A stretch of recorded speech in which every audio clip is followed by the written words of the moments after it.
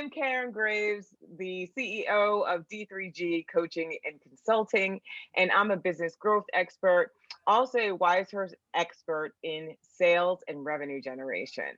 Today, we'll be discussing 5 tips for finding ideal prospects. Oftentimes, what happens with business owners and why they misconceive, who makes an ideal prospect or what an ideal prospect is they're often thinking of 2 things. One, that everybody is an ideal prospect, meaning that everybody wants what they have and that they shouldn't categorize or narrow down. And then the other thing is that they often just equate ideal with if a person can afford it. And so they have some preconceptions about what affordability looks like and who would actually buy from them. And so therefore that can also limit them as far as who their ideal prospects really are. The best criteria to use when identifying an ideal prospect is to really think with the end in mind.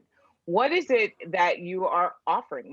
What are you selling? What is your product or what is your service? And then you want to think about, well, who really needs or wants that service and who's willing to pay for it? Who is really going to invest in it? And when you're thinking about that, it's thinking about that really high need. What is the problem that most needs to be solved and who is looking to solve it? And so who is actively looking for it. So somebody where this is top of mind, they're already searching for it. Maybe they've tried other things. People who are shopping with your competitors for a very similar item. People who are who are looking for what you offer and seeing you as a specialist. They're looking for this specialty in what you're delivering. And yes, people who can afford it and who do want to afford it, but in looking at that, it's not assuming what you may think affordability looks like, because you want to be able to really think about where are these people already looking, what have they already spent on, and thinking about equating the investment to the value of what they're going to receive if they purchase from you. When I hear the old sales is just a number game phrase, I cringe a little, because it really just means that there are a lot of people having conversations that could be very unnecessary with people who have no idea of why they would want to buy from them, what the service is being provided. They're not actively looking. They're not in the market to buy right now. And just talking to a lot of people doesn't mean that you're talking to people who are ready to invest. So the best people that you want to talk to, sales is really a quality over quantity game. So thinking about, again, who's ideal, who's already actively looking, who wants what you have, who has a problem to solve that what you offer solves that problem.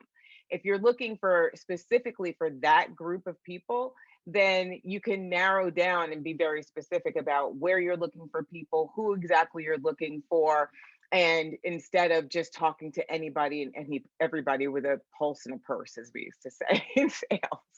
The best place to find ideal prospects is where they're already looking for what you have. And so, they might be on the internet. They might be, your neighbors. They might be friends and family. They might be people in your network. So your ideal clients are everywhere. The clue is to really think about who they are first, really get clear and do some market research and find out who's really actively looking for what you have, and then going where they are. Sometimes they're hanging out in groups. Sometimes they're hanging out, looking for making active searches on the web. Sometimes they are people that you already know. And so one of the biggest things that I think is a missed opportunity for a lot of business owners is they don't necessarily speak a lot about what they do and how they help people and what problems they solve.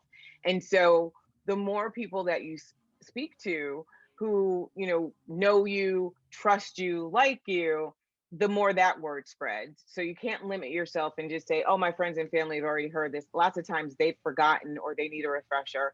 And then the other piece is to do some market research and really think about what is it that your problem, you're like, what's the problem that you're solving and who's really looking for it and what searches are they doing.